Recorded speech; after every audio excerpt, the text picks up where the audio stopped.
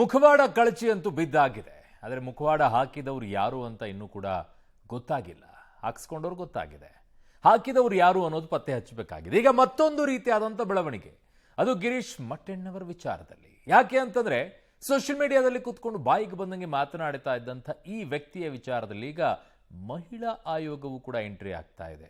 ಏನಾಯ್ತು ಅಂಥದ್ದು, ಮಾತನಾಡಿದ್ದೇನು ಬಹಳ ಇಂಟ್ರೆಸ್ಟಿಂಗ್ ಆಗಿದೆ. ಧರ್ಮಸ್ಥಳದ ಸಾಮೂಹಿಕ ಮದುವೆಗಳ ಬಗ್ಗೆ ಅವಹೇಳನ ಆರೋಪ ಏನು ಮಾಡಲಾಗಿತ್ತು, ಬಾಯಿಗೆ ಬಂದಂಗೆ ಮಾತನಾಡಿದ್ದು ಗಿರೀಶ್ ಮಟ್ಟಣ್ಣವರ ವಿರುದ್ಧ ಈಗ ಮಹಿಳಾ ಆಯೋಗಕ್ಕೆ ದೂರು ಕೂಡ ದಾಖಲಾಗಿದೆ. ವಿಡಿಯೋ ಸಮೇತ ಮಹಿಳಾ ಆಯೋಗಕ್ಕೆ ದೂರನ್ನು ನೀಡಲಾಗಿದೆ. ಹೆಣ್ಣು ಮಕ್ಕಳ ಬಗ್ಗೆ ಚಾರಿತ್ರ್ಯ ವಧೆ ಮಾಡಿದರೆ ಖಂಡನೀಯ. ಅತ್ಯಾಚಾರ ಪ್ರಕರಣದ ಬಗ್ಗೆ ಧ್ವನಿ ಎತ್ತಿದವರು ಹೆಣ್ಣು ಮಕ್ಕಳ ಚಾರಿತ್ರ್ಯ ವಧೆಯನ್ನ ಮಾಡ್ತಾರೆ. ಪೊಲೀಸ್ ಆಯುಕ್ತರಿಗೆ ಎಫ್ಐಆರ್ ದಾಖಲಿಗೆ ಸೂಚಿಸ್ತೀನಿ ಅಂತ ರಾಜ್ಯ ಮಹಿಳಾ ಆಯೋಗದ ಅಧ್ಯಕ್ಷೆ ನಾಗಲಕ್ಷ್ಮಿ ಚೌಧರಿ ಅವರು ಈ ಹೇಳಿಕೆಯನ್ನ ಕೊಟ್ಟಿದ್ದಾರೆ. ಧರ್ಮಸ್ಥಳದ ಸಾಮೂಹಿಕ ಮದುವೆಗಳ ಬಗ್ಗೆ ಅವಹೇಳನಕಾರಿಯಾಗಿ ಮಾತನಾಡಿದ್ರು.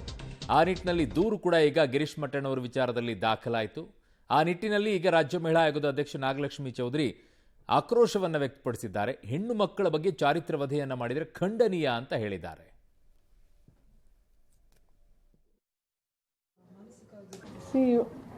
ಈಗ ಮಹಿಳಾ ಹೋರಾಟಗಾರರು, ಮಹಿಳಾ ಪ್ರಗತಿಪರ ಹೋರಾಟಗಾರರು ಇವತ್ತು ನನಗೆ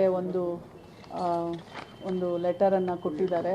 ಅದರಲ್ಲಿ ಏನಂತಂದರೆ, ಹೂ ಕಿಲ್ಡ್ ವಿಮೆನ್ ಇನ್ ಧರ್ಮಸ್ಥಳ, ಅಲ್ಲಿ ಸೌಜನ್ಯ ಆಗಿರ್ಬೋದು, ವೇದವತಿ ಆಗಿರ್ಬೋದು, ಹಲವಾರು ಹೆಣ್ಣು ಮಕ್ಕಳು ಅಲ್ಲಿ ಕಾಣೆಯಾಗಿದ್ದಾರೆ.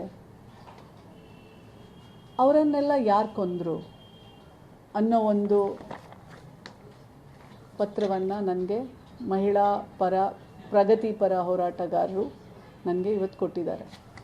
ಎರಡನೇದು, ಅವರ ನನಗೆ ಏನು ಹೇಳ್ತಿದ್ದಾರಂದರೆ, ಇವತ್ತು SIT ತನಿಖೆ ಮಾಡ್ತಾ ಇದೆ. ಯಾರು ಸಂತ್ರಸ್ತೆಯರಿದ್ದಾರೆ, ಅವ್ರ ಕುಟುಂಬ ಇದೆ, ಅವರಿಗೆ ಸಂಪೂರ್ಣವಾಗಿ ಒಂದು ಸಪೋರ್ಟನ್ನ SIT ಕೊಡಬೇಕು. ಯಾಕೆಂದರೆ ನೀವೆಲ್ಲ ನೋಡಿದ್ದೀರ ಮಾಧ್ಯಮಗಳಲ್ಲಿ ಆ ತಾಯಿಯ ಮಾನಸಿಕ ಸ್ಥಿತಿ ಹೇಗಾಗಿದೆ ಅಂತ. ಅನನ್ಯ ಭಟ್ ಅವರ ತಾಯಿ, ಅವರು ನಾನು ನೇಣು ಹಾಕ್ಕೊಳ್ತೀನಿ, ಈ ಥರ ನೀವು ಇನ್ನೊಂದು ಸಲ ನನಗೆ ಪ್ರತಿ ಸತಿ ಬಂದು ನನಗೆ ಈ ಥರ ಪ್ರಶ್ನೆಗಳ ಮೇಲೆ ಪ್ರಶ್ನೆ ಮಾಡಿದರೆ ಅಂತ ಹೇಳ್ತಾಳೆ ಆ ತಾಯಿ. ಯಾಕೆಂದರೆ ನಾವೆಲ್ಲರೂ ಈ ಕಾನೂನಿಗೆ ನಾವು ಗೌರವ ಕೊಡಬೇಕು. ಇವತ್ತು SIT ತನಿಖೆ ಆಗ್ತಾ ಇದೆ, ನಾವೆಲ್ಲರೂ ಅದನ್ನು ಕಾದು ನೋಡಬೇಕಾಗಿದೆ. ನಮ್ಮ ಕಾನೂನು ಮೇಲೆ ನಂಬಿಕೆ ಇರಬೇಕು. ಯಾವುದೇ ಒಂದು ಅಡಚಣೆ ಇಲ್ಲದೆ ಸಂತ್ರಸ್ತೆಯರು, ಅವರ ಕುಟುಂಬದವರು SITಗೆ ಹೋಗಿ ಅವರ ಒಂದು ಸಂಗತಿಯನ್ನು, ವಿಚಾರವನ್ನು ಹೇಳೋ ಥರ ಒಂದು ಸ್ಥಿತಿ ಇರಬೇಕು. ಯಾರಿಗೂ ಯಾವುದೇ ಥರ ತೊಂದರೆ ಆಗಬಾರ್ದು. ನಾನು ಅದನ್ನು ಸಹ SIT ಅವ್ರಿಗೆ ಬರೆದಿದ್ದೇನೆ.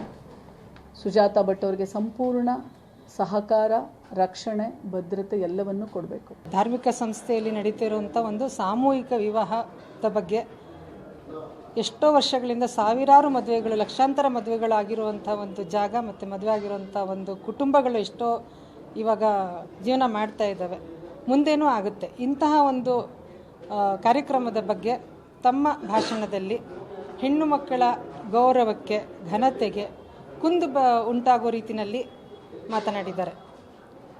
ಎಷ್ಟೋ ಮದುವೆಗಳಾಗಿದೆ, ಸಂಸಾರ ನಡೆಸ್ತಾ ಇದ್ದಾರೆ, ಅವ್ರವ್ರ ಹರಕೆ ಕಟ್ಕೊಂಡಿರ್ತಾರೆ. ಕೇವಲ ಬಡವರು ಮಾತ್ರ ಅಲ್ಲಿ ಮದುವೆ ಆಗ್ತಾರೆ ಅನ್ನೋದಲ್ಲ, ಕೆಲವರು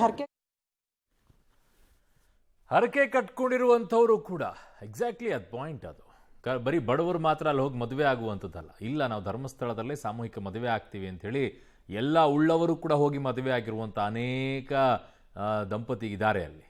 ಈಗಲೂ ಕೂಡ ಮದುವೆ ಆಗ್ತಾರೆ ಹೋಗಿ. ಯಾಕೆ ಅಂದರೆ ದೇವಸ್ಥಾನದಲ್ಲಿ ನಾವು ಮದುವೆ ಆಗಬೇಕು ಅಂತೇಳಿ. ಆಮೇಲೆ ಅವರು ರಿಸೆಪ್ಷನನ್ನು ಇಟ್ಕೊಳ್ತಾರೆ. ಇವೆಲ್ಲವೂ ಇದ್ದಾವೆ. ಆದರೆ ಹೆಣ್ಣುಮಕ್ಕಳ ಬಗ್ಗೆ ಚಾರಿತ್ರ್ಯ ವಧೆಯನ್ನು ಮಾಡಿ ಮಾತನಾಡೋದಿದೆಯಲ್ಲ, ಅದು ಅಕ್ಷಮ್ಯ ಅಪರಾಧ ಅದು. ಆ ವಿಚಾರದಲ್ಲಿ